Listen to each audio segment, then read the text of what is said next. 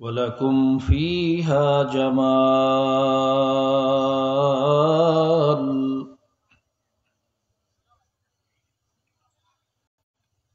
حين تريحون وحين تسرحون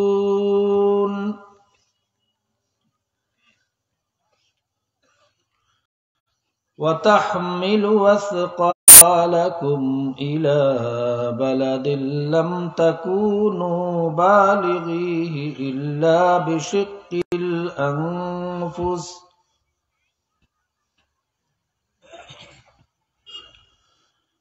إن ربكم لرؤوف رحيم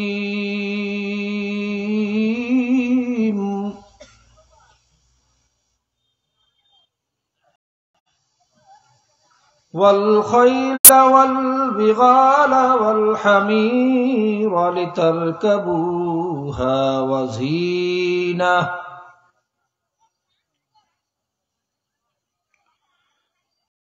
ويخلق ما لا تعلمون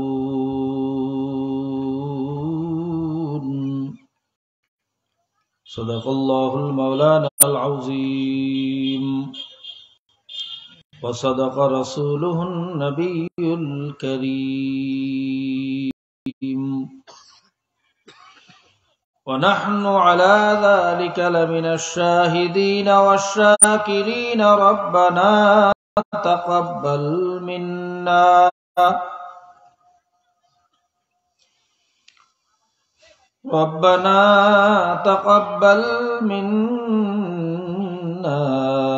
إنك أنت السميع العليم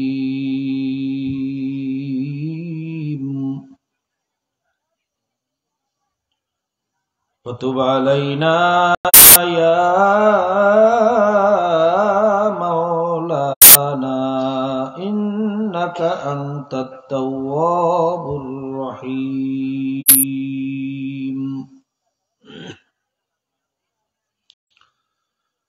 মোহতারাম মুআজ্জাজ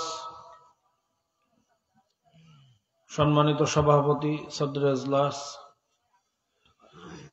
ওয়াজিবুল ইহতারাম হযরত উলামায়ে কেরাম জাকিরিন শাকিরিন বেগুনা তালিবে ইলম কোরআনের হাফেজ কৃষক শ্রমিক ভ্যানওয়ালা ঠেলাওয়ালা রিকশাওয়ালা জেলে কামার কুমার তাঁতি ঋষি মুসি মজদুর সহ সর্বস্তর ভাইয়েরা আমার ছাত্র ভাইয়েরা যুবক ভাইয়েরা পর্দার আড়ালে দূর দূরান্ত অবস্থানরত আল্লাহ পাকের বান্দি আমার মা ও বোনেরা জনাবে মুহাম্মদুর রাসূলুল্লাহ সাল্লাল্লাহু আলাইহি ওয়াসাল্লামের উম্মতগণ আল্লাহ জাল্লা শানুহু আম্মা নওয়াজুহুর দরবারে লাখো কোটি শুকরিয়া যে মহান আল্লাহ পাক রব্বুল আলামিন এই ফিতনার জমানায় বস্তুবাদের জমানায় দুনিয়ার সমস্ত কাজকর্ম সমস্ত মোহ ত্যাগ করে একমাত্র রেজায়ে মাওলার উদ্দেশ্যে কোরআন এবং হাদিসের মজলিসে হক্কানি উলামায়ে কেরামদের সাথে জাকিরিন শাকিরিনদের সাথে বেগুনা তালিবে ইলমদের সাথে সাদা দাড়িওয়ালাদের সাথে আসার মতো এবং বসার মতো তৌফিক দান করেছেন এজন্য সবাই শুকরিয়া দেন একবার বলি আলহামদুলিল্লাহ বেলা রাত্র অনেক হয়ে যাইতেছে লম্বা চূড়া আলোচনা করব না আমাদের শায়খ ও মুর্শিদ হযরত পীর সাহেব হুজুর চরমনাই নওয়ারাল্লাহু মারকাদাহু তিনি প্রায়ই বলতেন বর্তমান জমানার ইসলাম হলো অন্ধের হাতি দেখার মতো কথা ঠিক না তো চাইর অন্ধ কাছে হাতি দেখতে হাতি দেখে আসার পরে একজন আরেকজনকে জিজ্ঞেস করে ভাই হাতি কেমন দেখলা হাতি তো একটা ঘরের মতো আরেক অন্ধে বলে দূর তুমি মিথ্যা বলতেছো আসলে হাতি তো একটা খাম্বার মতো আরেক অন্ধে বলে তুমিও মিথ্যা বলতেছো আসলে হাতি হলো মোটা একটা রশি বা কাঁচির মতো আরেক অন্ধে বলে তুমিও মিথ্যা বলতেছো আসলে হাতি হলো একটা কুলার মতো কুলা বোঝেন তো ওই যে ধানসারে কুলা এই নিয়ে ঝগড়া করতেছে। তখন পাশ দিয়ে এক চক্ষুওয়ালা ব্যক্তি যাইতেছে, অন্ধদের ঝগড়া দেখে বুঝতে পারছে ওরা কি নিয়ে ঝগড়া করতেছে। বলে, ভাই তোমরা কি নিয়ে ঝগড়া করো? ভাই আমি হাতি দেখলাম একটা ঘরের মতো, আর ও বলে একটা খাম্বার মতো। আরেকজনে বলে আমি দেখলাম একটা মোটা রশি কাশির মতো, ও বলে কুলার মতো। এই নিয়ে আমরা ঝগড়া করতেছি। তখন এই চক্ষুওয়ালা ব্যক্তি বলে, ভাই আসলে তোমরা কেউই মিথ্যাবাদী না, প্রত্যেকেই সত্যবাদী। অন্ধ মানুষ তো পূর্ণাঙ্গ হাতি আসলে কেউ দেখতে পারে না। হাত দিয়ে ধরছো, অনুভব করছো, যে হাতির শরীর ধরছো মনে করছো হাতি বিশাল ঘরের মতো, যে হাতির পাও ধরছো সে মনে করছে হাতি খাম্বার মতো, যে হাতির সুর ধরছো সে মনে করছে হাতি মোটা রশি বা কাশির মতো, আর যে হাতির কান ধরছো সে মনে করছো হাতি একটা কুলার মতো।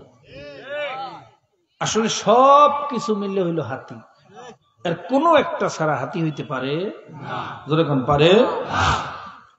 তো বর্তমান জমানায় ইসলাম হইল অন্ধের হাতি দেখার মতো। একদল আছে শরিয়াত শরিয়াত, একদল আছে মারেফাত মারেফাত, একদল আছে দাওয়াত দাওয়াত, একদল আছে জেহাদ জেহাদ। আসলে সবকিছু মিললেই তো ইসলাম, কথা হয় না। আর কোনটা বাদ দিলে ইসলাম হবে? শরিয়াত যেরকম প্রয়োজন, মারেফাতের প্রয়োজন আছে না নাই? শরিয়াত ছাড়া মারেফাতের মূল্য নাই, মারেফাত ছাড়াও শরিয়াতের।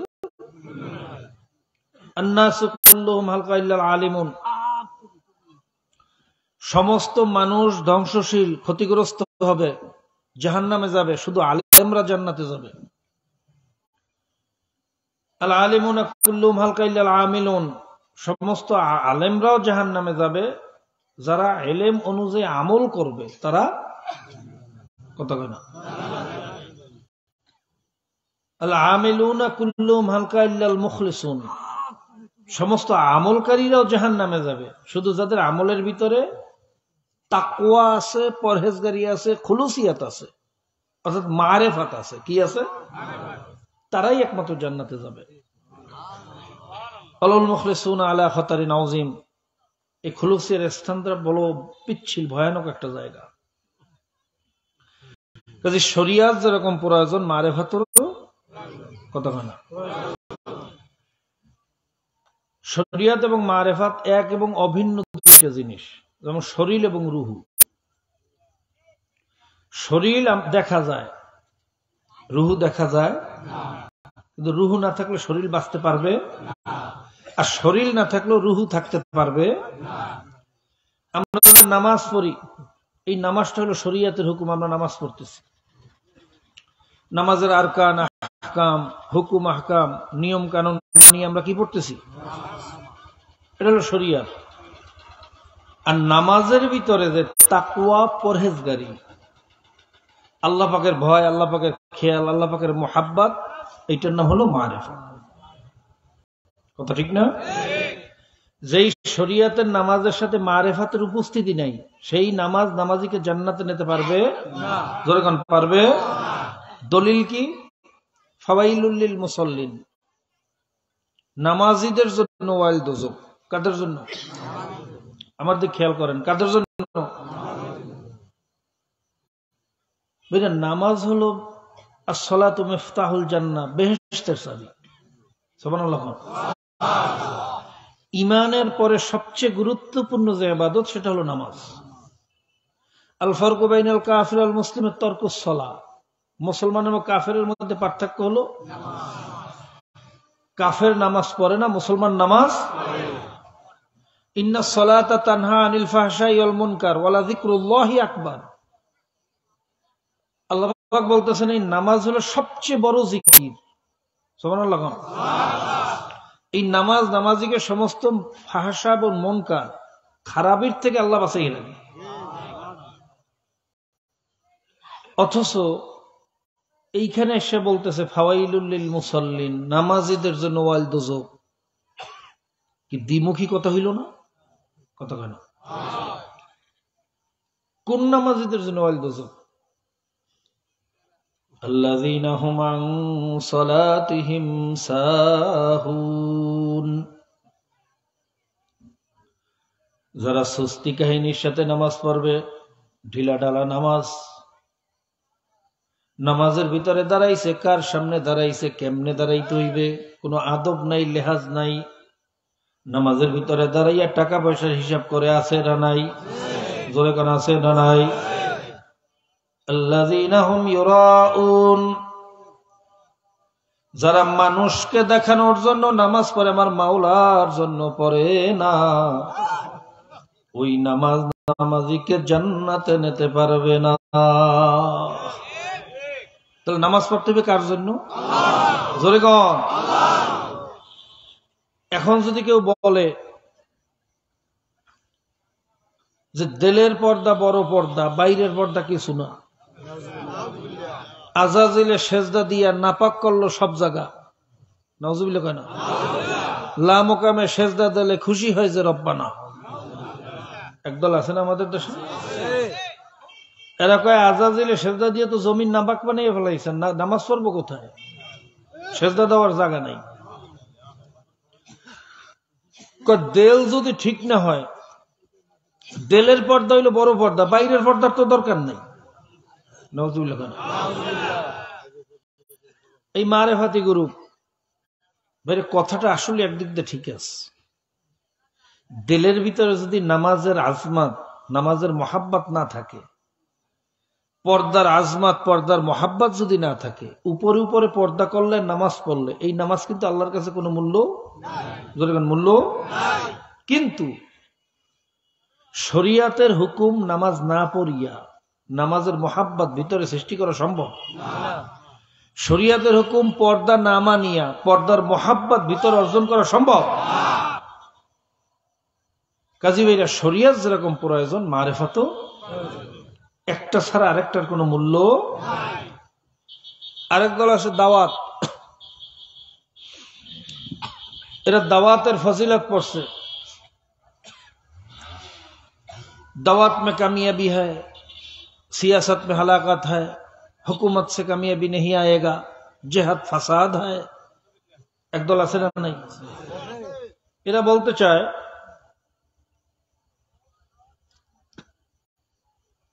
যে দাওয়াত দিতে দিতে যদি সমস্ত মানুষ হেদায়েত করিয়ে ফেলাইতে পারি, তাহলে তো জিহাদের দরকার নেই, কিসাসের দরকার নেই। কি কথা ঠিক না? কাজী দাওয়াত দিতে থাকো, সব হেদায়েত হয়ে যাবে। আগে কোন নাউজুবিল্লাহ, জোরে কোন। আমি আপনার কাছে জিজ্ঞাসা করি, আল্লাহ রসুল সাল্লাল্লাহু আলাইহি ওয়াসাল্লাম বড় দাওয়াত দেনেওয়ালা এই দুনিয়াতে কে কে আসছিলেন? বর্তমানে কে কে আছে? জোরে কইয়েন। ভবিষ্যতে কে কে আসবেন? আল্লাহ রসুল সাল্লাল্লাহু আলাইহি ওয়াসাল্লাম তিনি কি শুধু দাওয়াতই দিয়েছেন না জিহাদও করছেন? তিনি একা করছেন না সাহাবায়ে কেরাম করছেন? আল্লাহ রসুল সাল্লাল্লাহু আলাইহি ওয়াসাল্লামকে কাফেররা যখন প্রস্তাব দিছিল, হে মোহাম্মদ আরবি, তুমি কি শুরু করছো? তুমি তো আমাদের বাপদাদার ধর্ম সব ডুবাইয়ে দেবা। ঠিক আছে, তুমি যখন ফেরবাই না, তুমি তোমার দিনের দাওয়াত দেবাই দেবা, ঠিক আছে দাও, শুধু আমাদের কুফুরি আদর্শের বিরুদ্ধে কইও না। নামাজের কথা বলো, রোজার কথা বলো, জাকাতের কথা বলো, হজের কথা বলো, তাহাজ্জুদের কথা বলো, সব ফজিলতের কথা বলো, শুধু আমাদের কুফুরি আদর্শের বিরুদ্ধে কিছু বলবো না। নাউজুবিল্লাহ। মদ করা, মদ খাওয়া হারাম, জেনা করা হারাম, বেপরদা হওয়া হারাম, এই কুফুরি আদর্শের বিরুদ্ধে কথা বলা যাবে? জোরে কোন। যদি একটা প্রস্তাব যদি তুমি রাখতে পারো, তুমি কি চাও? নেতা হইতে চাও, তোমাকে নেতা বানিয়ে দেব। আমাদের বংশের সুন্দরী মেয়ে বিবাহ করতে চাও, কারে পছন্দ হয় বলো, আমরা তোমার কাছে সেটা মেয়ে বিয়ে দিয়ে দেব। খেজুরের বাগান চাও, যেই কটা প্রয়োজন দিয়ে দেব। এই প্রস্তাব কাফেররা দিছিল না, তাই না? কত কেনা আল্লাহ রসুলকে প্রস্তাবে রাজি হয়েছিলেন? এই কুসুমাস্তিন্যের প্রস্তাব, এই আরামের প্রস্তাব, এই মিডা সুন্নাতের প্রস্তাব আল্লাহ রসুল এই প্রস্তাব গ্রহণ করছেন না মাইর খাওয়ার রাস্তা গ্রহণ করছেন? বর্তমান জমানায় যারা বলে দাওয়াত মে কামিয়াবি হয়, হুকুমত সে কামিয়াবি নেহি আয়েগা, নাউজুবিল্লাহ, জিহাদ ফাসাদ হয়, দাওয়াত দিতে দিতে সব কামিয়াব করিয়া ফেলাইবে, শুধু ফজিলাতের বয়ান করে, কুফরি আদর্শের বিরুদ্ধে কথা বলে, যখন বলে জেনার বিরুদ্ধে কথা বলে না, মদের বিরুদ্ধে কথা বলে না। সাউন্ড আবার পাল্টাইলো, কি হইলো এখন ভাই? সাউন্ড পাল্টাইলো কেন? কি করছে এই মাত্র?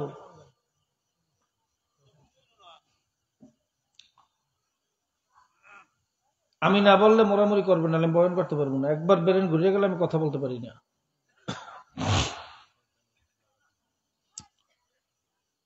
আল্লাহ। তো ভাইরা, বর্তমান জমানায় আমাদের মতো একদল মৌলভী, সে 1450 বছর আগে কাফেররা যে প্রস্তাব দিছিল, সেই প্রস্তাব অনুযায়ী কিন্তু কাজ করতে আছি। কথা ঠিক না? শুধু মিডা সুন্নাতের দাওয়াত দেই, নামাজ পড়ো, রোজা রাখো, হজ করো, যাকাত আদায় করো, তাহাজ্জুদ পড়ো, মেসওয়াক করো, কি কথা ঠিক না? এই আমল করো এই সওয়াব, ওই আমল করো এই সওয়াব, পাহাড় পরিমাণ সওয়াব, আসমান জমিন বরাবর সওয়াব। এত সওয়াব রাখবেন কই? ইমানের দিক তলা ফুডা। ইমানের তলা যদি ফুটা না হইতো, এই 95% মুসলমানের দেশে এই জেনার আইন, মদের আইন, বেপরদার আইন, সুদের আইন, লিভিং টুগেদারের আইন, সমকামিতার আইন পাশ করার চেষ্টা করতেছে, এই কুফুরি আইন থাকতে পারে? কত কন জোরে কন। বরং আমরা যে অন্যায়ের প্রতিবাদ করি, আমাদেরকে নিয়ে অনেক সময় সমালোচনাও করে না। সরমনে পিসাব খালি হাউকো করিয়ে কি লাভ হইতে আছে, কি বলে না? রাজপথে জাগর দিয়া এই একটা পরিবেশ বিশৃঙ্খলা করতে আছে, নাউজুবিল্লাহ। হাউকা করলে কি লাভ হয়, আল্লাহ তোমাকে এটা বোঝার যোগ্যতা দান করেন না। কথা ঠিক না? আমি আপনাদের কাছে জিজ্ঞেস করি, এই জায়গায় অনেক জ্ঞানী গুণী ভদ্র মানুষ আছেন, আচ্ছা বলেন তো, এই যে শিক্ষা সিলেবাসে ডারউইনের থিওরি ঢুকাইছিল না? কার থিওরি? আমরা বললাম বানরের বাচ্চা। ওই জাফর ইকবালের গোষ্ঠী বানরের বাচ্চা হইতে পারে, আমরা তো বানরের বাচ্চা না, আমরা তো আদমের বাচ্চা। শিক্ষা সিলেবাসের ভিতরে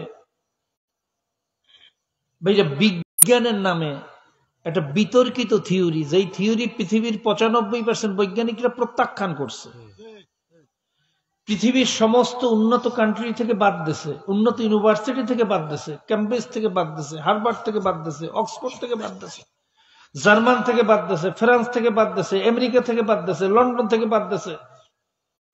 সমস্ত বৈজ্ঞানিকরা বলছে যে বানর থেকে মানুষ হইতে পারে না।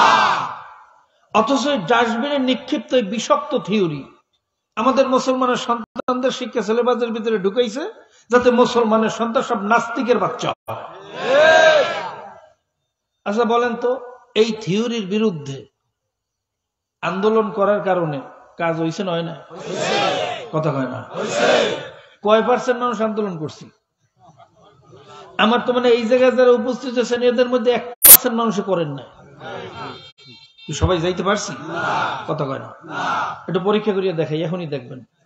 আচ্ছা, এটার বিরুদ্ধে ময়দানে আমাদের থানায় থানায় জেলায় জেলায় মিছিল ছিল বা রাজপথে যে আন্দোলন হয়েছিল, এই আন্দোলনে কে কে উপস্থিত হয়েছিল? আপনারা আন্দাজে জাগাইবেন না, আন্দাজে জাগাইবেন না, যারা উপস্থিত হয়েছেন। আর যারা জান নাই তাদের শরমের কিছু একটা জিনিস বুঝানোর জন্য আমি দেখাইতেছি। আলহামদুলিল্লাহ, হাত নামান। আপনাদের এই এলাকায় একটু পার্সেন্টেজ বেশি দেখা যায়, আলহামদুলিল্লাহ। তাতেও আমার মনে হয় এই জায়গায় যারা উপস্থিত হয়েছেন এদের মধ্যে 5% আজ জাগাইতে পারে না। কথা কয় না? এই জায়গায় যারা আছেন আমরা তো সবাই মসজিদওয়ালা, নামাজওয়ালা, রোজাওয়ালা, টুপিওয়ালা, কথা ঠিক না? দিনওয়ালা, দিনকে মহাব্বত করি। এখানে যারা উপস্থিত হয়েছি, যারা মসজিদে জুমার নামাজ পড়তে যায় বা নামাজে যায়, এরকম মানুষ থেকে এখানে আমার মনে হয় 10% আসে না, 90% মানুষ এখানে অনুপস্থিত। কথা কেন? তার মধ্যে মাত্র 5% মানুষ এর বিরুদ্ধে আন্দোলন করছে। এই শিক্ষা সিলেবাস বন্ধ করতে বাধ্য হয়েছে নয় না? কথা কয় না? গ্রিক দেবীর মূর্তি যখন সুপ্রিম কোর্টের সামনে বসানো হয়েছিল, এই গ্রিক কুফুরি আদর্শে বলে আমাদের বিচার ব্যবস্থা কায়েম করবে। সুপ্রিম কোর্টের সামনে এই আদর্শ বাস্তবায়নের জন্য গ্রিক দেবীর মূর্তি এনে বসাইছে, উলঙ্গ মূর্তি। তখন পীর সাহেব চরমোনাই জাদাত হায়াত ও কাসরত খিদমতুহু তার নেতৃত্বে আমরা আন্দোলনে ঝাঁপাইয়ে পড়ছি, ওই মূর্তি ওখান থেকে সরাইতে বাধ্য হয়েছে। কি কথা ঠিক না? আচ্ছা, সেই আন্দোলনে রাজপথে শরিক হয়েছিলেন কে? একটু আজাগান তো দেখেন, মাত্র কয়েকজন মানুষ দেখেন, সব মিলিয়ে 20 জন 30 জন হইবে না মনে হয়। আলহামদুলিল্লাহ। এই কয়টা মানুষের আন্দোলনের কারণে গ্রিক দেবীর মূর্তি ওখান থেকে সরাইতে বাধ্য হয়েছে নয় না? জোরে কন, আরো জোরে কন। আর এখানে যারা উপস্থিত হয়েছে মসজিদ মসজিদ মাদ্রাসা মুখী, আমরা সবাই যদি আন্দোলনে উপস্থিত হইতে পারতাম, তাহলে এই সমস্ত কুফুরি আদর্শ এই মুসলমানের ঘাড়ে চাপানোর সাহস করত? কথা কয় না? চিন্তাও তো করতো না। তো অন্যায়ের প্রতিবাদ করলে, মিটিং মিছিল করলে উপকার হয় না? হয় না? কথা কয় না? এইবার বলেন তো, আন্দোলন না করিয়া, প্রতিবাদ না করিয়া, রাজপথে না নামিয়া, চিল্লাচিল্লি না করিয়া যাই যদি তাহাজ্জুদ পড়তেন, কত রেখাত তাহাজ্জুদ পড়লে এই মূর্তি ওখান থেকে সরত? কথা কইন, বুঝতে কইন। হ্যাঁ, তো মেসওয়াক কয় বেলা বাড়াইয়া দিলে, আবার বললেন না যে পাগড়ির বিরুদ্ধে, মেসওয়াকের বিরুদ্ধে হুজুরে কয়, তাহাজ্জুদের বিরুদ্ধে বলতেছি না, কিন্তু ইবাদত ভিন্ন জিনিস। কি কথা ঠিক না? আমরু বিল মারুফ ভিন্ন জিনিস, নাহি আনিল মুনকার ভিন্ন জিনিস। কি কথা ঠিক কি না? আচ্ছা বলেন তো, পাগড়ি আগে বানতেন 7 হাত, এখন গ্রিক দেবীর মূর্তি বসাইছে দেখিয়া আমল বাড়ানোর জন্য 14 হাত পাগড়ি করছেন, মূর্তি সরবে? কথা বলে না। তাহলে আন্দোলন করা লাগবে না? লাগবে না? কপাল পরা মুসলমান, যদি এটা বসতাম। আজকে আফসোস লাগে, এই 92-95% মুসলমানের দেশে কি কি আইন আছে জানেন? জানেন তো না? 100 জন মদখোর নামে বেনামে যদি একটা দরখাস্ত করে, আমি একটা মদের দোকান চাই, এই দেশের আইন অনুযায়ী মদের দোকান দেওয়া বৈধ, মদ খাওয়া বৈধ। নাউজুবিল্লাহ। যদি কোনো মেয়ে বলে, ছেলে বলে, আমরা বিবাহ শাদী করব না, একসাথে বসবাস করব, এক ছাদের তলে এক রুমে বসবাস করব, সেখানে যারো সন্তান উৎপাদন করব, এই দেশের আইন অনুযায়ী জায়েজ, যাকে বলা হয় লিভিং টুগেদার, লিভ টুগেদার সংক্ষেপে বলে। এটা আমাদের দেশের আইন অনুযায়ী কি? কথা কেন জোরে কন।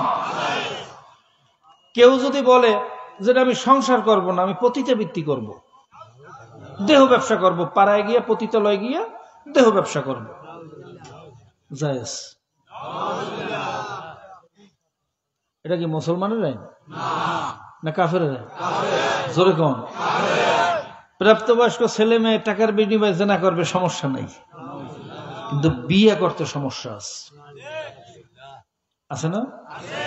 18 বছর হওয়ার আগে কোন মেয়ের বিবাহ দিলে যে বিয়ে দেবে তারও জেল, যে বিয়ে পড়াইবে, যে সাক্ষী দেবে, এই আইন আছে না নাই? কথা কয় না।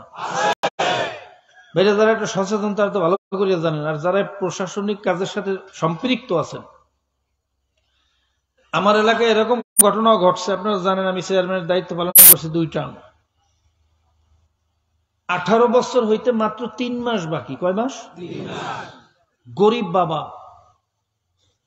ভুল বলছি, বাবা নাই, আত্মীয় স্বজনেরা মিল্লা, চাচারা মামারা মিল্লা মেয়ের বিবাহের আয়োজন করছে, ভালো যোগ্য পাত্র পাইছে, ধার উদ্ধার করিয়া গরিব মানুষ গাছ বন্ধক দিয়া বিভিন্ন ভাবে টাকা পয়সা জোগাড় করিয়া অনুষ্ঠানের আয়োজন করছে। অনুষ্ঠান শুরু হওয়ার আগ মুহূর্তে প্রশাসন টের পাইছে, ভাইয়া এমন ভাবে তারা অ্যাকশন শুরু করছে, শেষ পর্যন্ত বাধ্য হইয়া অনুষ্ঠান বন্ধ করিয়া প্যান্ডেল সব বাগানের ভিতরে ফালাইয়া গরুর গোশত যেন এসে না পায় তাড়াতাড়ি নিয়ে নদীর ভিতরে ডালছে। যদি প্রমাণ পাইতো যেখানে অনুষ্ঠান আয়োজন হয়েছে তাহলে সবগুলোর জেল হইত। এরপর আমরা কত চেষ্টা করছি এগুলো বাঁচানোর জন্য, পারি নাই। কয় মাস বাকি? কথা কেন? 18 বছর হইতে 3 মাস বাকি, বিয়ে করা যাবে না। অথচ 16 বছরের মেয়েরা পতিতা বৃত্তি করবে, তার বিরুদ্ধে কোনো আইন না। এই কথা ঠিক না বেটি?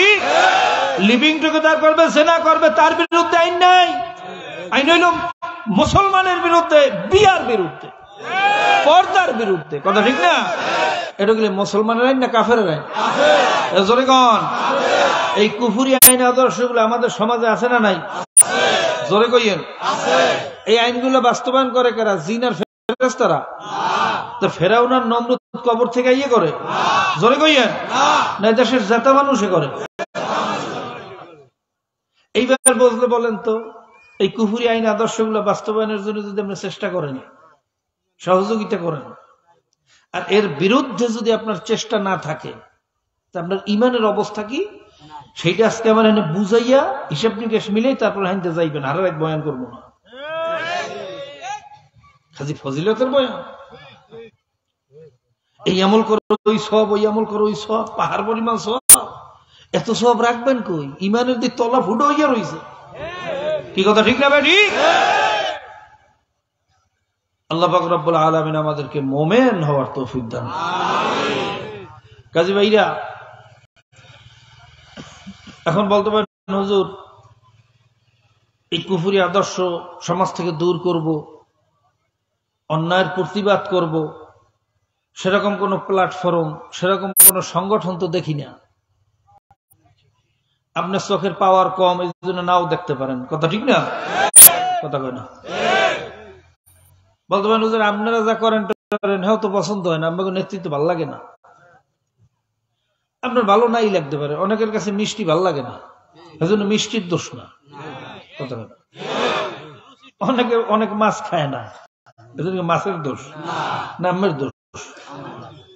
ধরলাম আপনার রুচির ভিতরে সমস্যা আছে, কেউ পছন্দ হয় না, কোন প্ল্যাটফর্মও ভালো লাগে না, এখন করবেন কি? এই জন্য কুফুরি আদর্শ সহযোগিতা করবেন? হ্যাঁ, আপনি নিজে একটা প্ল্যাটফর্ম করেন। আপনি এত যত ভালো বোঝেন, কেউ যখন পছন্দ হয় না, আপনি নিজে একটা প্ল্যাটফর্ম করেন না কেন? আপনি নেতৃত্ব দেন না কেন? যদি বস্তুনিষ্ঠ নেতৃত্ব দিতে পারেন, খোদার কসম আমরা আপনার পিছনে আছি। কি কথা ঠিক না ভাই? আর যদি কেউ পছন্দ না হয়, নিজেও পারেন না, সেই যোগ্যতা নাই, তাহলে কি করবেন? কুফুরি আদর্শের পিছনে সহযোগিতা করবেন? হ্যাঁ, তার জন্য আমার প্রস্তাব, আমার পরামর্শ হলো, আপনার যদি সেরকম কোন পরিবেশ পরিস্থিতি তৈরি করতে না পারেন, কেউ পছন্দ করতে না পারেন, আপনার পায়ে হাত দিয়ে বলি, আপনি ঘরে বসে আল্লাহর কাছে দোয়া করেন,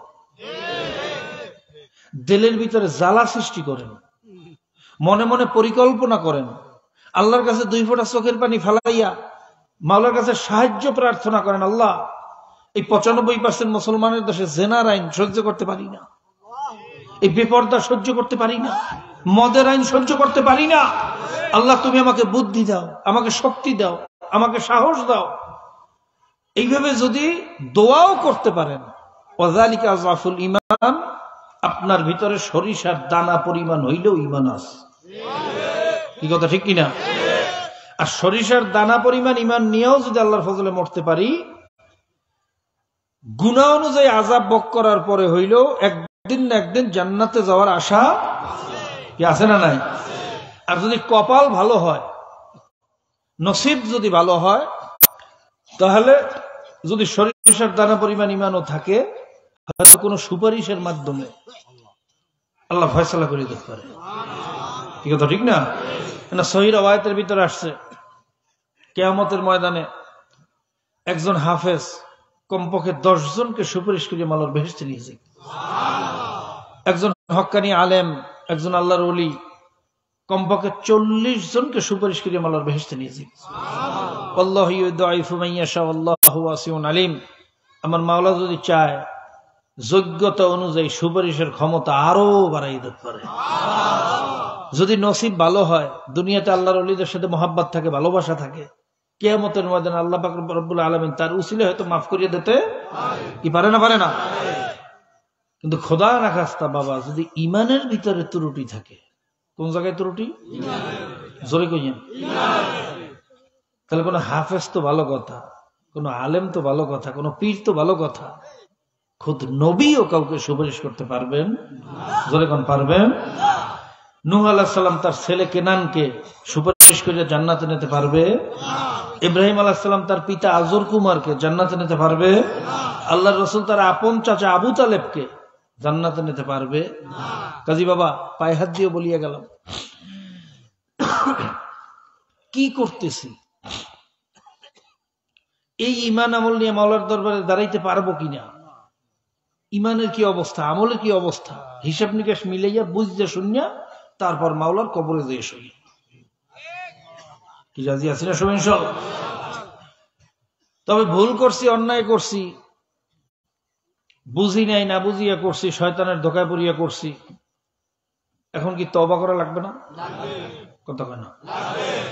যদি তওবার মতো তওবা করতে পারি, আমার মাওলায় ওয়াদা করছেন, লা তাকনাতু বির রাহমাতিল্লাহ, ইন্নাল্লাহা ইয়াগফিরুয যুনুবা জামিআ, ইন্নাহু হুয়াল গফুরুর রহিম। জোরে বলেন সুবহানাল্লাহ। আমার মাওলা ডাক দিয়া বলেন, হে বান্দা বান্দিরা, তোরা আমার রহমত থেকে নৈরাশ হইস না। তোরা যদি ভুলে চোখে পড়িয়া পাহাড় পরিমাণ গুনাহ করিয়া থাকো, তোদের গুনাহ আসমানেও সামাই হয় না, জমিনেও সামাই হয় না। তোরা যতই গুনাহ করো তার একটা পরিমাণ আছে, সীমা আছে, সংখ্যা আছে, ওজন আছে। কিন্তু আমি মাওলার দয়ারও কোনো সীমা নাই, আমি মাওলার মায়ারও কোনো সীমা নাই। হে বান্দা বান্দিরা, পাহাড় পরিমাণ গুনাহ যদি করিয়া থাকো, আয় আমার দরজা তোদের জন্য খোলা, মৌয়াতের আগ পর্যন্ত খোলা। আয় আয় আয় আয় আয়, আমার কাছে মাপ চা, ক্ষমা চা, আমি তোদের জীবনের সমস্ত গুনাহ মাফ করিয়া দেব। জোরে বলেন সুবহানাল্লাহ। কাজী ভাইরা, বুঝি নাই, না বুঝিয়া করছি, শয়তানের ধোকায় পড়িয়া করছি, দুনিয়ার মহাব্বাতে পড়িয়া করছি। এই মুহূর্তে তওবা করিয়া ফেলাও। যদি তওবার মতো তওবা করতে পারি, খোদার কসম খাইয়া বললে ভুল হইবে না, একটা মানুষকে আমার মাওলা খালিয়াতে ফিরাইয়া দেবেন না। দাহিয়া কলবির মতো খুনিরে যদি মাওলায় মাফ করতে পারেন। হাদিসের ভিতরে ঘটনা আসছে, দাহিয়া কলবি ৯৯টা মেয়েকে দুনিয়ার থেকে বিদায় করিয়া দিয়েছে। জোরে কর নাউজুবিল্লাহ। আইয়ামে জাহিলিয়াতের যুগে ভাইরা মেয়ে সন্তান হওয়া ছিল অপমানের। মেয়েদেরকে জীবিত কবর দেওয়া হইতো, তাদের কোনো সম্মান ইজ্জত ছিল না, তাদের সাথে দাসী বান্দির মতো ব্যবহার করা হইতো। জোরে কর নাউজুবিল্লাহ।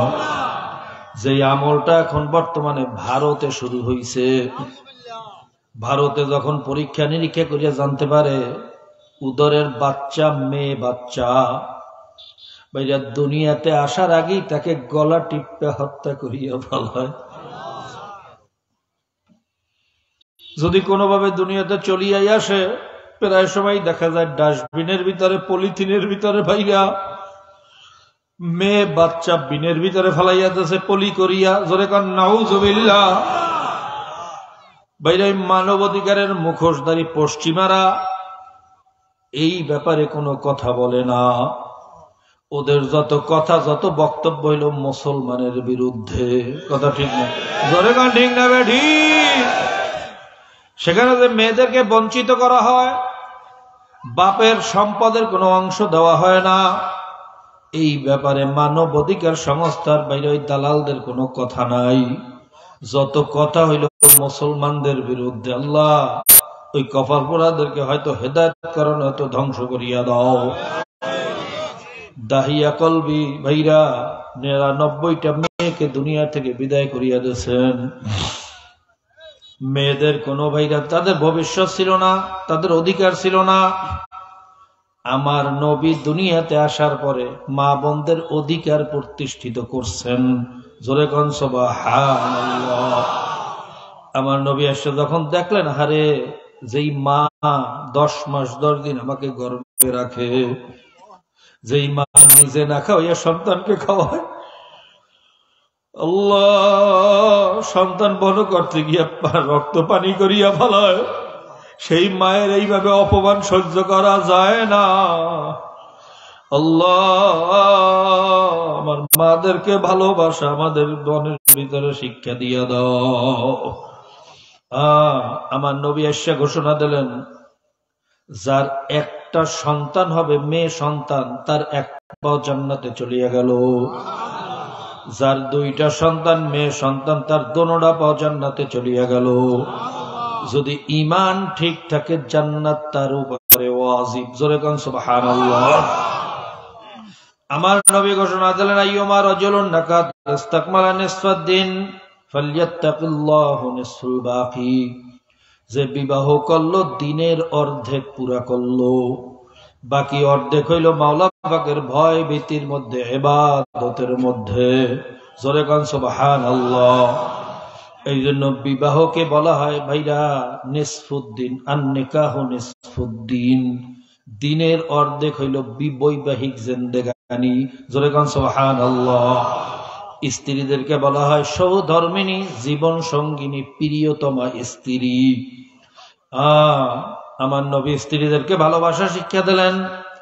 তোমার স্ত্রী যেই জায়গায় গ্লাসের ভিতরে মুখ লাগাইয়া পানি খাইলো, ওই জায়গায় যদি তুমিও মুখ লাগাইয়া পানি খাও, এটা হইল আমি নবীর সুন্নাত। সুবহানাল্লাহ। আমার নবী মেয়েদেরকে অধিকার প্রতিষ্ঠিত করলেন। কোন কোন ক্ষেত্রে মেয়েদেরকে শুধু সমান অধিকার না, অগ্রাধিকার দান করলেন। জোরে কোন সুবহানাল্লাহ। আমার নবী বললেন, মেয়েদের অধিকার বাবার ঘরেও থাকবে, স্বামীর ঘরেও থাকবে। আমার নবী ভাইরা শরীয়ত কায়েম করলেন। একটা মেয়ে ভাইরা যদি 40 বছর বয়স হয়, বিবাহ শাদী দেওয়ার আগ পর্যন্ত তার সকল ভরণ পোষণের দায়িত্ব, তার খাদ্য বস্ত্র চিকিৎসা অন্য যা কিছু প্রয়োজন, এই সব কিছু বাবার দায়িত্ব পালন করতে হবে। যদি ভাইরা যোগ্যতা থাকা সত্ত্বে কোনো বাবা তার দায়িত্ব পালন না করে, কাজীর দরবারে যদি ওই বাবার বিরুদ্ধে বিচার দেওয়া হয়, ওই বাবাকে বিচারের কাঠগড়ায় বিচার করার আইন প্রণয়ন করলেন আমার নবী। জোরে কোন সুবহানাল্লাহ। ছেলেদের ব্যাপারে আইন হইল 12 বছর হওয়ার পরে, বালেগ হইয়া যাওয়ার পরে ভাইরা মোকদ্দমা দায়ের করে। ওই সন্তানের মোকদ্দমায় বাবার বিচার করার কোনো আইন নাই। কারণ ছেলে বালেগ হইয়া গেছে, বড় হইয়া গেছে, সে নিজের কামাই নিজে করবে, নিজের চলা নিজে চলবে। আমাদের জন্য আমাদের বাবা মা যেটা করে এটা হইল ইহসান, এটা হইল ভালোবাসা। জোরে কোন সুবহানাল্লাহ। জোরে কোন সুবহানাল্লাহ। এখানে মেয়েদেরকে অগ্রাধিকার দেওয়া হয়েছে, কথা ঠিক না ঠিক? আমার নবী বললেন, যত কঠিন কাজ, হাড় ভাঙ্গা, পাথর ভাঙ্গা, বাইরা খাতে খামারে কাজ করে, রৌদ্রের ভিতরে পিষ্ট পুষ্প পুড়িয়া ফেলায়, রৌদ্রের তাপে চামড়া পুড়িয়া যায়। আমরা খেতে খামারে কাজ করি, এই কাজটা পুরুষের জন্য নির্ধারিত। এই সমস্ত কঠিন কাজ মেয়েদের উপরে চাপাইয়া দেওয়া, এটা তাদের উপরে অধিকার দেওয়া হবে না, বরং তাদের উপরে জুলুম হবে। জোরে কোন ঠিক না বেঠিক? যারা বলে সমান অধিকার, সমান অধিকার, কপাল পোড়ারা, মহিলার পুরুষের কোনোদিন সমান অধিকার হইতে পারে না। বলা যাইতে পারে যথাযোগ্য অধিকার।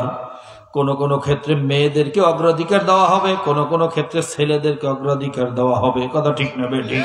ধরে কোন ঠিক না বেঠিক? এই জন্য সমান অধিকারের স্লোগান এটা কোনো সুস্থ মানুষের স্লোগান না, এটা হইল বুদ্ধি প্রতিবন্ধীদের স্লোগান।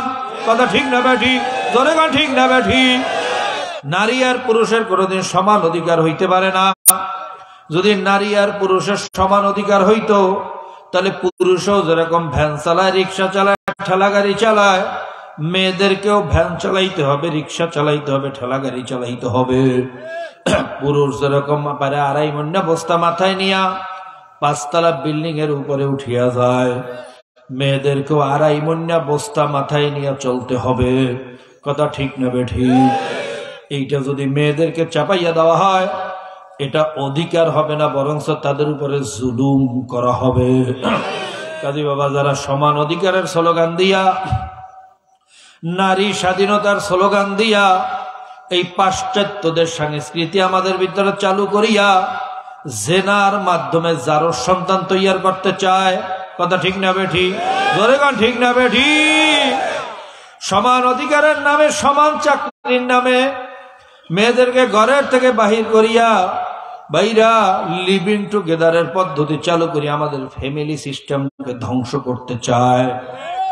এই পাশ্চাত্যদের ষড়যন্ত্র যারা বোঝে না, এরকম কিছু পাগল বুদ্ধি প্রতিবন্ধীরা তাদের দালালি করতেছে, কথা ঠিক না বেঠি? আল্লাহ, তুমি আমাদেরকে ষড়যন্ত্র বোঝার তৌফিক দিয়া দাও। ওই কপাল পরারা ফ্যামিলি সিস্টেম ধ্বংস করিয়া আজকে তাদের সন্তান উৎপাদন প্রায় বন্ধ হওয়ার পথে। ভাইরা, 2070 সালে পাশ্চাত্যদের সংকট দেখা দেবে, সেই ভয়ে তারা অস্থির হইয়া গেছে। জোরে কর নাউযুবিল্লাহ। এখন তারা আমাদেরকেও কপাল পোড়ানোর জন্য বিভিন্ন ষড়যন্ত্র করতে আছে। আল্লাহ আমাদেরকে এই ষড়যন্ত্র বোঝার তৌফিক দিয়া দাও। ভাইরা, যারা বলে সমান অধিকার, নারী স্বাধীনতা, মনে রাখবেন শিয়ালে চায় মুরগির স্বাধীনতা, আর এই লুচ্চা লম্পটেরা চায় হইল নারীর স্বাধীনতা। কোন শিয়াল চায় না মুরগি নিরাপদে থাকুক, তাহলে শিকার করতে অসুবিধা। কোন লুচ্চা লম্পট চায় না কোন মেয়েরা নিরাপদে থাকুক, তাহলে ওদের লুচ্চা লম্পটগিরি করতে অসুবিধা। কথা ধরে না, ঠিক না বেঠি? আল্লাহ মুসলমানের সন্তানদেরকে এই ষড়যন্ত্র বোঝার তৌফিক দিয়া দাও। কপাল পরা মা বোনেরা, তোমাদের তো ইজ্জতই ছিল না, তোমাদের কোনো হাইসিয়তই ছিল না, তোমাদের ইজ্জত দান করছে আমার নবী জনাবে মুহাম্মদুর রাসূলুল্লাহ সাল্লাল্লাহু আলাইহি ওয়াসাল্লাম।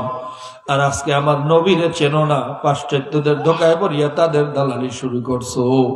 আল্লাহ, আমার মা বোনদেরকে আমার নবীকে চেনার তৌফিক দিয়া দাও। দাহিয়া কলবি আল্লাহ রসুলের কাছে যেয়ে বলতেছেন, আল্লাহ নবী, আমি বড় গুনাহগার, আমার কি মাওলা মাফ করবেন নাকি? আল্লাহ রসুল বলেন, ভাই, আল্লাহ ওয়াদা করছেন যত বড় গুনাহগার হোক, তওবার মতো তওবা করতে পারলে আমি তাকে মাফ করিয়া দেব। দাহিয়া কলবি বলে, হুজুর, আপনি জানেন না আমি কত বড় খারাপ? আমি 99টা মেয়েকে দুনিয়ার থেকে বিদায় করিয়া দিছি। হুজুর, একটা ইতিহাস আমার মনে পড়লে আমার কলিজা সিরিয়া যায়, আমি সইতে পারি না। আমার স্ত্রী যখন গর্ভবতী, তাকে গর্ভ অবস্থায় রাখি আমি লম্বা সফরে বের হয়েছিলাম। সফর থেকে আসার আগে আমার স্ত্রীর অজে হামল হইয়া গেছে। বাড়িতে এসে জিজ্ঞাসা করলাম, বিবি, উদরের বাচ্চা কোথায়? বলে, স্বামী, বাচ্চা মারা গেছে, তাকে দাফন করিয়া ফেলাইছি। দাহিয়া কলবি বলে, হুজুর, আমি তখন বুঝলাম না। কয়েক বছর পরে একদিন আমার চোখের সামনে সুন্দর ফুটফুটে চেহারার একটা মেয়ে, এমন সুন্দর তার চেহারা, এমন তাসরুন নাজরিন, তার দিকে তাকাইলে মায়া লাগবে না এমন মানুষ দুনিয়াতে হইতে পারে না। হুজুর, যেমন তার চোখের চাহনি, তেমন তার মুখের হাসি, তেমন তার গায়ের রং। আমি মেয়েটাকে দেখে আশ্চর্য হইয়া জিজ্ঞাসা করলাম, বিবি, এই মেয়েটা কার? এত সুন্দর মেয়ে এই এলাকায়, এই মহল্লায় তো এর আগে আমি কখনো দেখি নাই। দাহিয়া কলবি বলে, হুজুর, আমার স্ত্রী কোনো কথা বলে না, হঠাৎ আমার পাও দুইটা জড়াইয়া ধরছে। বলে, স্বামী, আপনার হাতেও ধরি, পায়েও পড়ি, এই মেয়েটাকে আপনি কিছু বলিয়েন না। স্বামী, আমি সেদিন আপনার ভয়ে মিথ্যা কথা বলছিলাম। স্বামী, এই মেয়ে আর কারো মেয়েটা আপনারই ঔরজাত মেয়ে।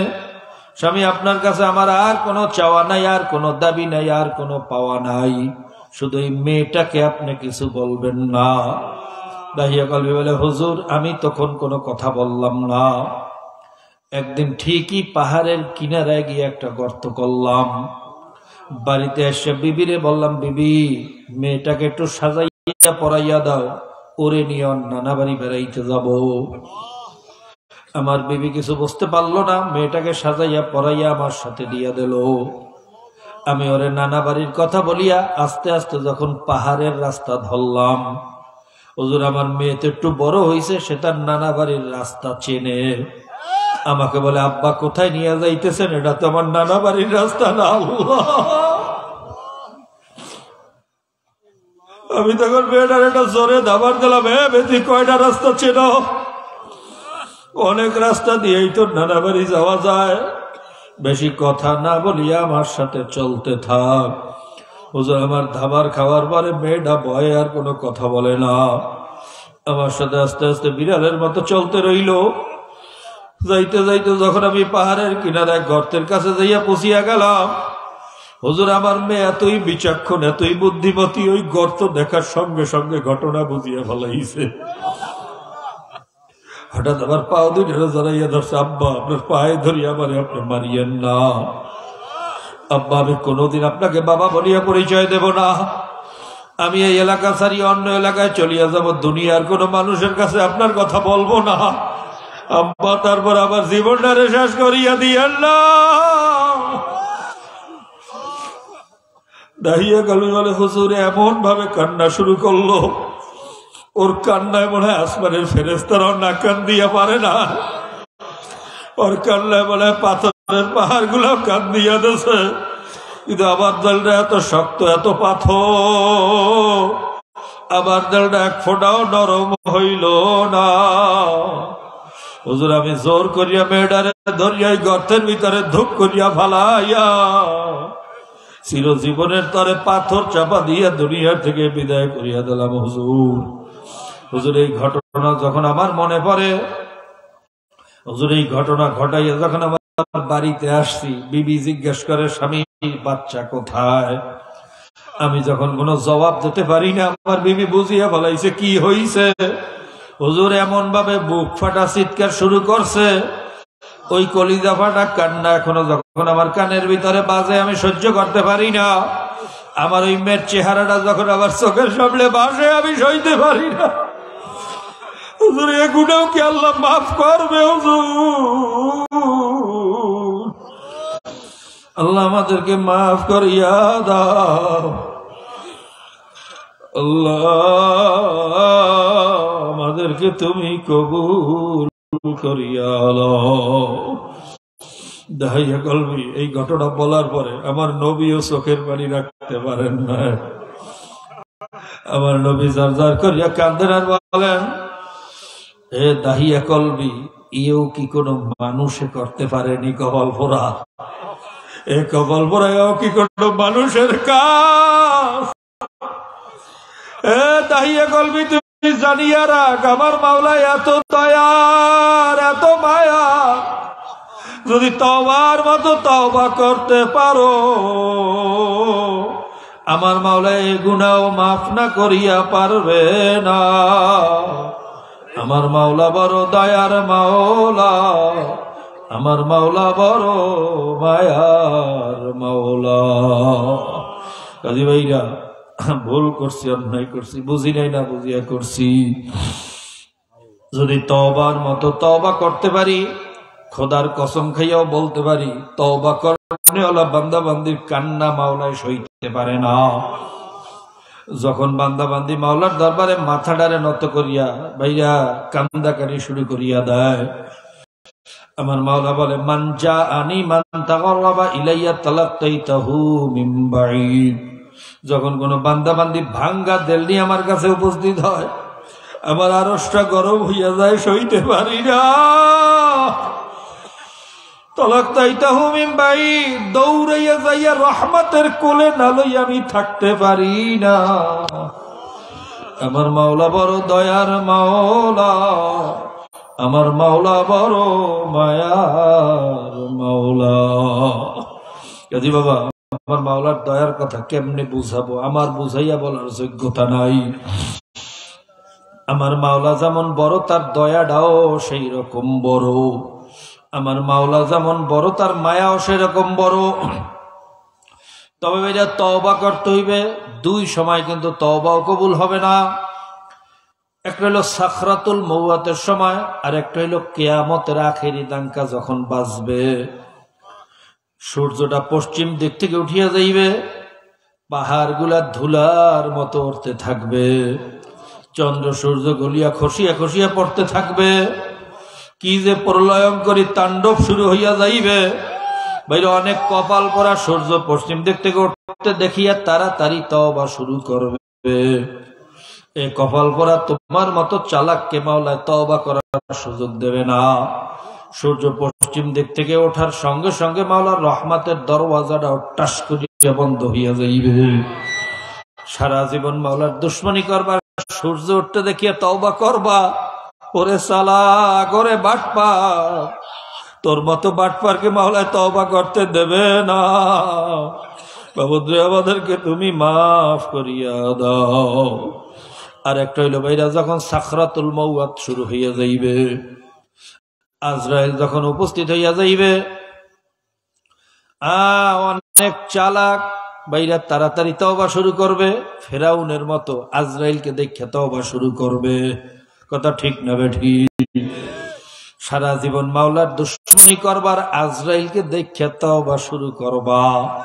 তোমার মতো বাটপারকে ফেরাউনের মতো মাওলায় তওবা করতে দেবে না, জবানডারে বন্ধ করিয়া দেবে, কালেমা উল্টানো যাবে না, তওবা করা যাবে। এই জন্য দেখবেন অনেক গুনাহগার মওয়াতের আগে চক্ষু ফুটিয়া যায়, জিহ্বা বাহির হইয়া যায়, কালেমার তালকিন দেয়, যত চেষ্টা করে জিহ্বা ঘুরাইতে পারে না। আল্লাহ আমাদেরকে তুমি মাফ করিয়া দাও। কাজী বাবা, এই দুই সময় আসার আগে তওবা করা লাগবে। কাজী জানি না এই মজলিস থেকে বাড়ি পর্যন্ত যাইতে পারি কিনা, আজরাইল কোন জায়গায় কারোর জন্য অপেক্ষায় আছে কিনা জানি না। আল্লাহ, প্রত্যেকের পিছনে কিন্তু আজরাইল হাত পাইতে খালি দারোগার মতো হ্যান্ডকাপ লইয়া ঘোরে, মালিকের একটু হুকুমের অপেক্ষায় আছে। হুকুম পাওয়ার সঙ্গে সঙ্গে যখন খপ করিয়া থাবাটা মারবে, 1 সেকেন্ড সময় কিন্তু আর পাওয়া যাবে না রে বাবা। কাজী সময় থাকতে তওবা করো। পায়ে হাত দিয়ে বলিয়া গেলাম, এই মজলিসই তওবা করিয়া ফেলাও।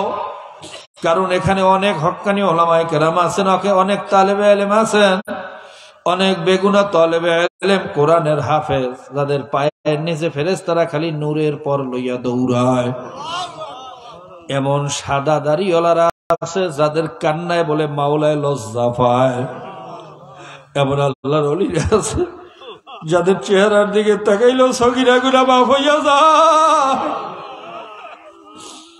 পর্দার আড়ালে এমন মাওলার প্রিয় বান্দিরা আছে যাদের কান্না মাওলায় সইতে পারে না।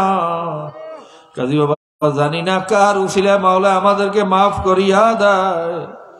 এই জন্য জীবনের শেষ তওবা মনে করিয়া এই মুহূর্তে তওবা করিয়া ফেলান। আমার জন্য দোয়া করেন, আমিও দোয়া করি আমার মাওলা যেন তার গোলাম হইয়া কবরে যাওয়ার তৌফিক দেয়। আল্লাহুম্মা আমিন।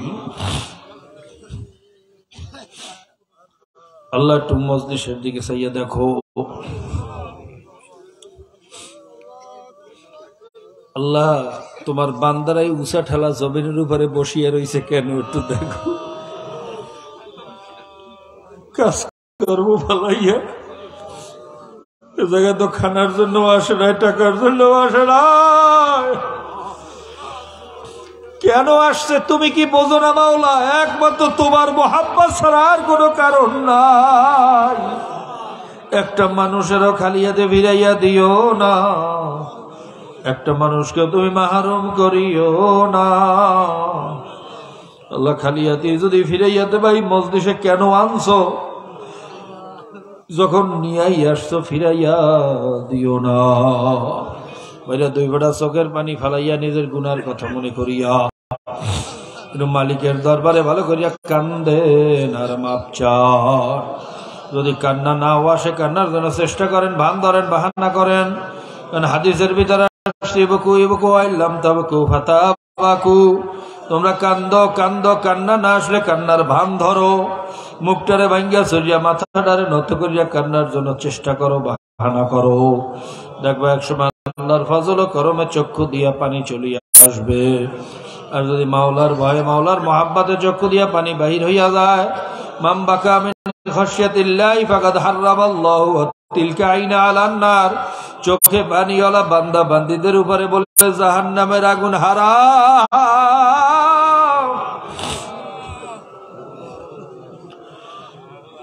চোখের পানি আমার মাওলা সহ্য করতে পারে না, চোখে পানিওয়ালা বান্দা বান্দিরে বলে জাহান্নামে জ্বালাইতে পারবে না। এই জন্য সমস্ত আল্লাহর ওলিরা সারা জীবন মাওলার দরবারে কাঁদছে। দুনিয়ার এমন কোন ওলি নাই যে চোখে পানি ছাড়া ওলি হইতে পারছে। সাহাবায়ে কেরাম যখন কান্না শুরু করতো, আল্লাহ ওমর ফারুক রাদিয়াল্লাহু তাআলা আনহু কাঁদতে কাঁদতে বলে গালের ভিতরে কালো দাগ পরাইয়া ফেলাইছেন। ওসমান গনি রাদিয়াল্লাহু তাআলা আনহু কবর দেখলে সইতে পারতেন না, হাউ মাউ করিয়া কান্না শুরু করিয়া। আলী রাদিয়াল্লাহু তাআলা আনহু ওযু করতে গেলে চেহারাটা লাল হইয়া যাইতো, নামাজের ভিতরে দাঁড়াই গেলে থরথর করিয়া কাঁপতো আর জারজার করিয়া কাঁদতো। ভাইরা, তারাও তো মাওলারে ভয় করছেন, আমরাও তো করি। তারাও তো নামাজ পড়ছেন, আমরাও তো পড়ি। তারাও তো কিয়ামতের ময়দানে দাঁড়াইবেন, আমরাও কিন্তু দাঁড়াবো। কি অবস্থা আমাদের ইমানের অবস্থা কি আর তাদের ইমানের অবস্থাটা কেমন? আল্লাহ যদি ধরিয়া বসে জবাব দিতে পারবো না বাবা, বড় কঠিন। আজকে দুনিয়ার নেতার ভয় আমরা কান্দি, ওস্তাদের ভয়ে ছাত্র যদি কাঁদতে পারে, পুলিশের ভয়ে আসামি যদি কাঁদতে পারে, বাবা মায়ের ভয়ে যদি সন্তান কাঁদতে পারে, আমার মাওলা কি পুলিশের চেয়েও ছোট হইয়া গেল নাকি রে কপাল পোড়া? আমার মাওলা কি এতই ছোট হইয়া গেছে? আমার মাওলার ভয়ে মাওলার মোহাম্মতে কেন চোখে পানি আসে না, শরীরে কেন কাপড় ওঠে না? আসলে কপাল পড়ছে, আর কিছু না, আর কিছু না। আমাদের কপালটা পুড়িয়া গেছে, কলমটা পাথরের মতো শক্ত হইয়া গেছে। মাওলার ভয়ে মাওলার মোহাব্বতের চোখে পানি আসে না। আল্লাহ আমাদেরকে তুমি মাফ করিয়া দাও। हम जलील है नखार है नादान है गुनाहगार है बदकार है खबीस है चोर है डाकात है सब कुछ है लेकिन तेरे हबीब के उम्मत तो है।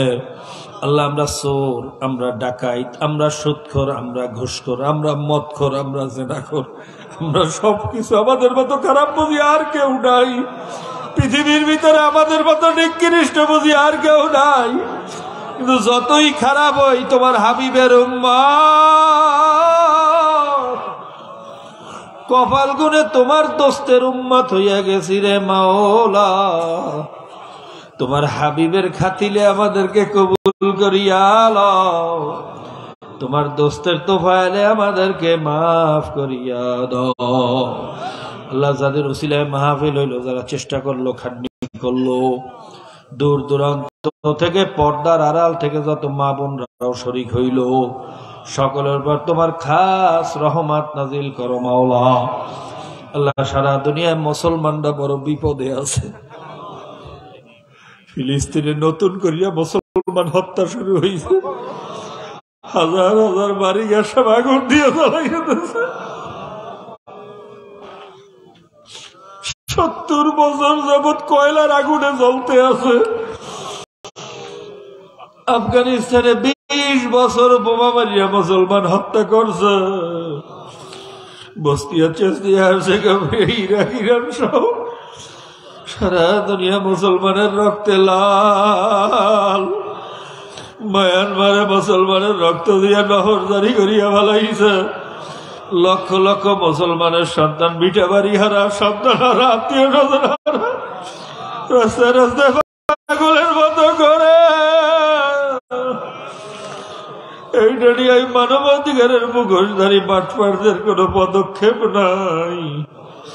আল্লাহ বাটপারদেরকে তুমি হেদায়েত করো, না তো ধ্বংস করিয়া দাও। ওদের কপালে হেদায়েত থাকলে হেদায়েত দাও, হেদায়েত না থাকলে ধ্বংস করিয়া দাও। ইয়া আল্লাহ, ইয়া আল্লাহ, বাংলাদেশে কাদিয়ানীদের ব্যাপারে আন্দোলন করতে গিয়া আল্লাহ গাইবান্ধা আমার ভাইয়ের রক্ত দিচ্ছে। তোমার নবীর দুশমন এই গোলাম মোহাম্মদ কাদিয়ানীর গোষ্ঠী, আল্লাহ ওদেরকে যারা সহযোগিতা করতেছে হয়তো তাদেরকে হেদায়েত করে না, হয়তো ধ্বংস করিয়া দাও। তোমার নবীর দুশমনদেরকে হয়তো হেদায়েত করো, হয়তো ধ্বংস করিয়া দাও। আল্লাহুম্মা ইন্না নাজআলুকা ফি নুহুরিহিম ওয়া নাউযু বিকা মিন শুরুরিহিম ওয়া ক্বা সাইফুল্লাহি আলা উনুকিহিম আদাইকা ওয়া আদাইদ-দ্বীন ইহদিহিম ওয়া ইন লাম ইয়াকুন ফাআহলিক ইহদিহিম ওয়া ইন লাম ইয়াকুন ফাআহলিক। সারা দুনিয়ার কাফের মুশরিকদেরকে তুমি হেদায়েত নসিব করো, যদি হেদায়েত নসিবে না থাকে কপাল পোড়াদেরকে ধ্বংস করিয়া দাও, হেদায়েত নসিবে না থাকলে তাদেরকে তুমি ধ্বংস করিয়া দাও। রব্বির হামহুমা কামা রাব্বায়ানি সগীরা। বাবুদের বিশেষ করে এই মজলিসে জানি না কার বাবা মা দুনিয়া থেকে বিদায় হইয়া গেছে, আমার মতো মাও নাই বাবাও নাই, চিরজীবনের তরে অন্ধকার কবরে শুয়ে রইছে। আমরা দোয়া করলাম বাপ মা দাদা দাদি নানা নানি ভাই বন্ধু স্ত্রী পুত্র পরিবার ওস্তাদ সাগরেদ প্রিয়জন আত্মীয় স্বজন যার যত প্রিয়জনেরা কবরে আছে সকলের কবরগুলা তুমি বেহেশতের বাগান বানাইয়া দাও। আলি শাইখান আলি মাশাইখান আলি উস্তাদিন আলি আহবাবিন আলি আল্লাহ কুন আলাইনা আলি জামিল মুমিনিন ওয়াল মুমিনাত ওয়াল মুসলিমিন ওয়াল মুসলিমাত ওয়া সাল্লাল্লাহু তাআলা আলা খাইরি খালকিহি মুহাম্মাদিন ওয়া আলিহি ওয়া আসহাবিহি আজমাইন। আসসালামু আলাল মুরসালিন, আলহামদুলিল্লাহ।